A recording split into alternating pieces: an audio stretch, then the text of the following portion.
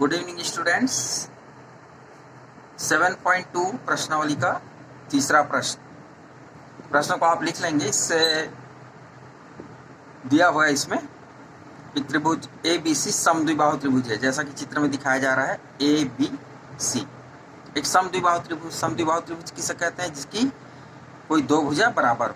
तो हम ले लेते हैं AB और AC दो बराबर भुजाएं हैं। तो सिद्ध क्या करना? CF बराबर BE। B से AC भुजा पर लंब डाला BE, और C से AB भुजा पर CF लंब डाला।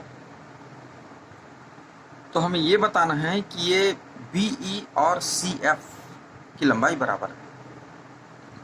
इस पूरे एक्सरसाइज में एक चीज का ध्यान रखना है कि त्रिभुज के सर्वांग समता के नियम आप अच्छी तरह से याद रखें, और उसमें यहाँ पर भुजा को बराबर पूछा जा रहा है, कभी कोण को बराबर पूछा जाएगा।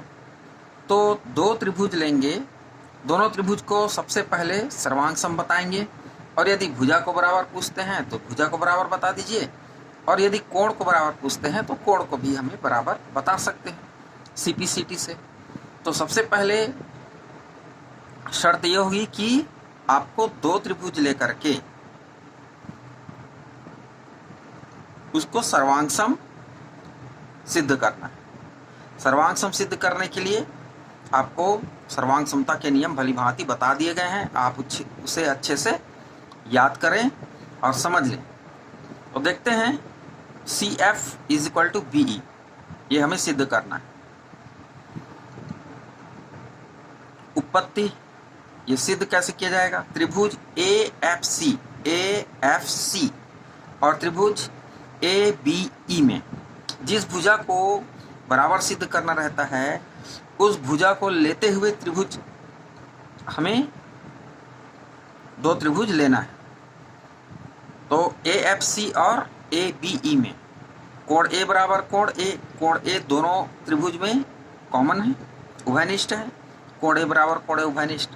AEB बराबर AFC प्रत्येक ये 90 अंश कोण है, और AB बराबर AC ये दिया हुआ है समद्विबाहु त्रिभुज की परिभाषा के कारण। तो इसे हम कोण भुजा प्रमेय से ये कोण और AC भुजा, उसी तरह कोण A, कोण E और कोण AE और भुजा AB। तो इस तरह से कोण भुजा प्रमेय से सर्वांग सम हो गए।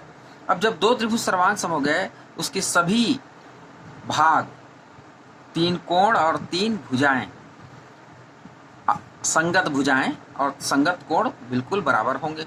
तो इस तरह हम कह सकते हैं सर्वांग समता के इस नियम के आधार पे त्रिभुज AFC सर्वांग सम है त्रिभुज ABE के। सिद्ध हो गया। अब उसके बाद सीधा कह सकते हैं कि CF बराबर BE, CPCT सर्वांग सम त्रिभुजों में सभी भाग उसके बराबर होते हैं। उसके लिए हम CPCT लिख देंगे CF = BE।